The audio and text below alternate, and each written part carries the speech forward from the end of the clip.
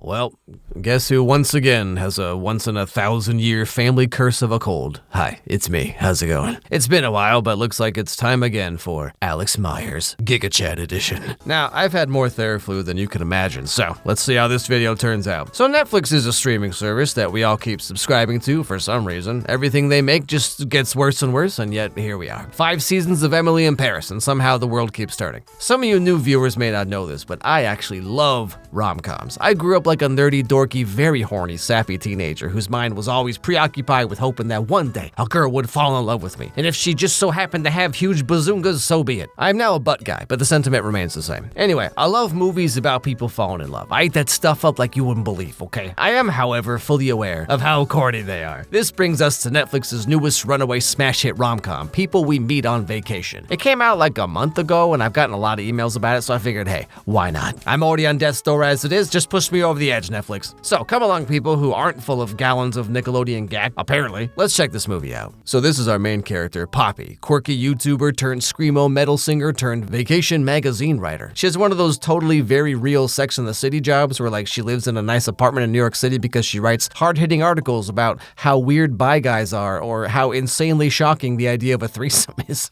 Poppy, need I remind you that you take vacations for a living? People would kill for this job. In fact, 5 years ago, in there, you told me you would kill for this job. So here's Poppy's dilemma. 9 years ago, she became friends with a certain Alex. Yes, this movie is about me. However, something went horribly awry a couple years ago when they haven't spoken since. Now, Alex's brother is getting married in Barcelona, and Poppy has been invited. Poppy doesn't want to go to this wedding in Barcelona, or Barcelona if you're obnoxious, because he'll be there and he's cringe, okay? But of course, she doesn't want him to think that she's not going because of him, because that would be more cringe, so she calls him up to tell him whatever the heck I just said. Is this about my brother's wedding? Issue is, I have a work thing this weekend. Yeah, okay, well, that's probably for the best. I don't. Yeah, it's so funny. It's a crazy coincidence. R&R is doing this whole feature on Barcelona. Oh, really? And so I can attend the wedding. So the structure of this movie is that it keeps bouncing between modern day and the ancient world of 9 years ago, back when I made totally different videos like the world's hottest curry. I was sure this would go viral, but alas, it did not. I did, however, learn many important life lessons that day, like how it feels the same going in and out. Anyway, so 9 summers ago, Poppy met Alex for the first time.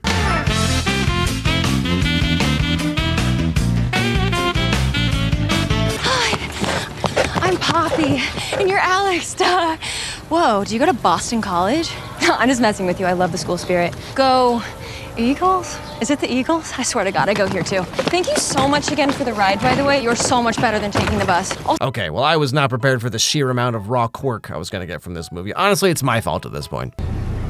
So tell me everything, like just from the top. Were you born in Linfield?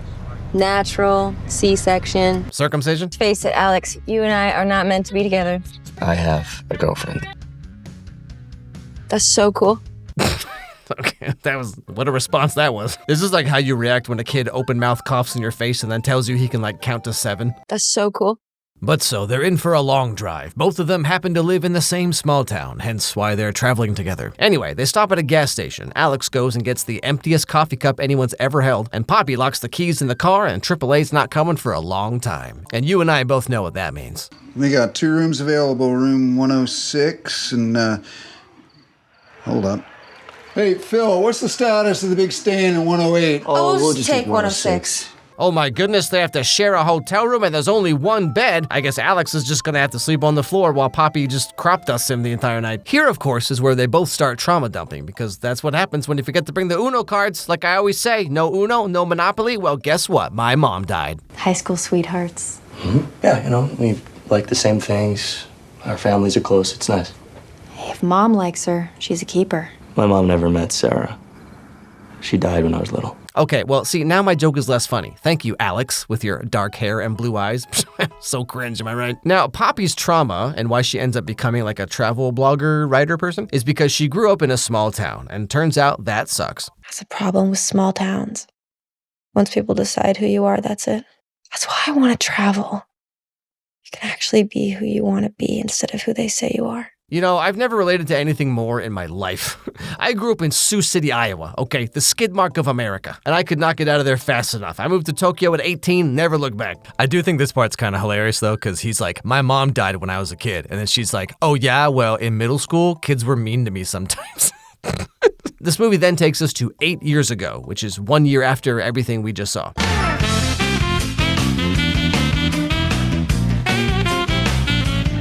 Alex has broken up with the girlfriend he had a year ago and decided to go on a little camping trip with Poppy because clearly she's very fun to hang out with and not at all annoying. Why would you say that?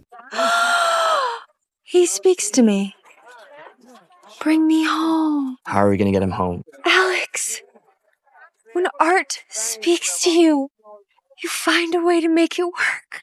Hey, you know, I said the same thing and now I have a 2-foot-tall 2B bikini figure in my house. Can you believe I'm divorced? So of course this trip goes not at all like how they planned and they just end up at this compound of Trustafarians who just kind of sit around doing this. Do you want to put your stuff down? You can take Chip's tent. It's right over there.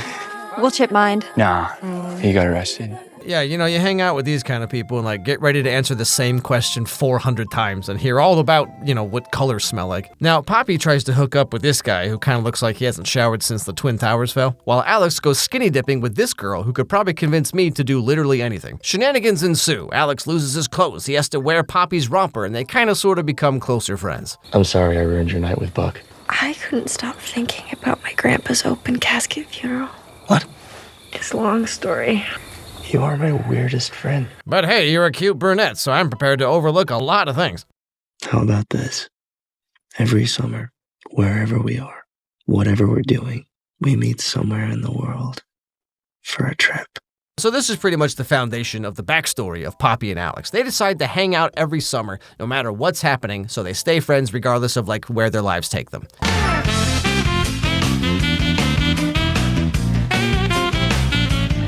They're in New Orleans, pretending to be newlyweds, so they get a bunch of free stuff. Poppy kind of looks like Betty Spaghetti for some reason. So how'd he propose? Keith took me to Paris. He said that it was a work trip. Cheeky monkey. Work in Paris. What do you do, Keith? He's CIA. Which of course leads to a dance scene that focuses on her shoulders and his wiener, because apparently I'm not the target demographic for this movie. And so because Alex joined in with her and did a silly little dance, now her birth control's tingling like Harry Potter's scar, you know what I'm saying? I think that you will be drawn to the right person at the right time. Maybe that's Julian. Nah. I don't think that we're right for each other. Julian kind of sucks. He does! And he's 30 years old.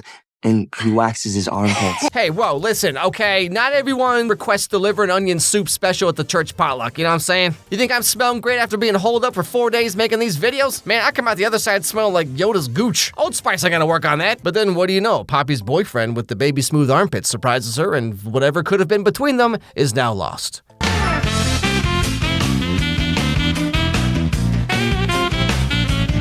They were supposed to go to Norway together, but Poppy gets sick and can't go, so looks like Alex is going all by himself.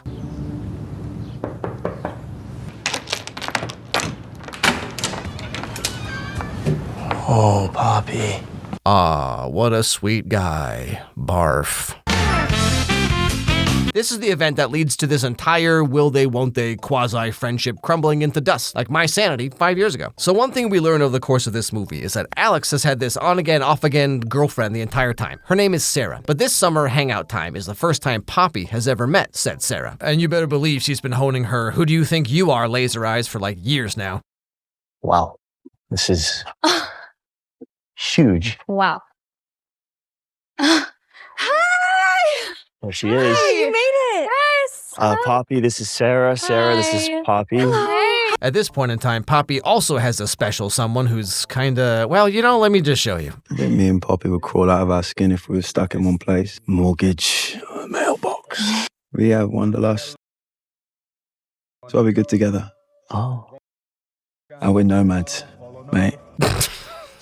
Okay, my dude, whatever you say. Yeah, what can I say? I'm just a free spirit, gotta live life on my own terms, can't tie me down. I only have one pair of underwear that I don't even wash. I just keep turning it inside out over and over again. It's got so many holes at this point, looks like I got ambushed by a machine gun. But hey, that's the only way to live, my dude. Sir, could you just pull ahead and grab your food, please? Anyway, so later on, Poppy feels kind of sick, and in movies and TV shows, the only reason a woman could ever feel nauseous is if she's preggo. What is it? What's wrong? I think I'm pregnant. Oh, this is so bad. I don't know what to do. Well, why isn't Trey here? I didn't tell him. Aw, man, of all people to get knocked up by this frickin' dude? Or the Holy Spirit, who knows? However, she pees on a piece of plastic and it comes out negative, no baby on board. It's okay. Hey, please, okay? For you, I'm here, okay? I'll always be here.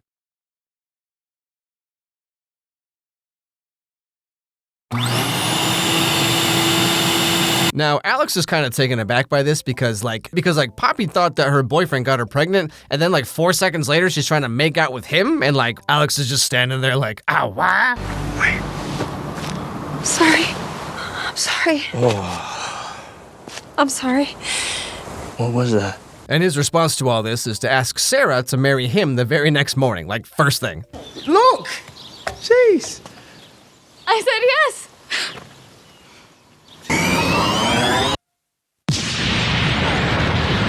Well, this will surely fix all your relationship problems. It's just that easy. You cracked the code, man. And Poppy's none too thrilled about this because, Alex always had an on-again, off-again thing, but they weren't, married, so there was always a chance, right, guys? Marriage is forever, obviously. I think this is our last trip together.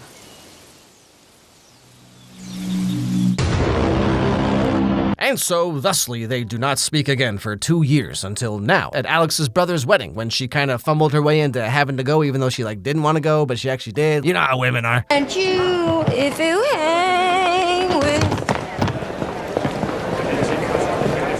Hi. Yeah, I just landed. You were singing pretty loud. Yeah, my bag came out first, and that never happens. So, as you might expect, they reconnect after 2 years of completely no contact, and it's kind of weird and awkward. You ever run into someone you haven't seen for years, and they're just hey man, been a long time, you still hopelessly pining after girls who are way out of your league? No. Yeah. But as they get to talking about the good old days, back when groceries were affordable, the walls they've put up kind of start to crack a little bit. And this all comes to a head when both of them realize that they miss what they had. But because of what happened, they can never truly be friends again, apparently. I don't see what the big deal is, but hey, do what you gotta do. Most importantly, though, you gotta wait until it rains first. I don't want to be your friend, Poppy. I want you. I want you too. You don't mean that. Well, tell me what I mean. Why do you think I'm here? Because I love you. Since when? Probably always. And they proceed to do the most normal kissing I've ever seen. These dudes kiss like how I lick the back of a yogurt lid. And of course, they end up doing the devil's tango.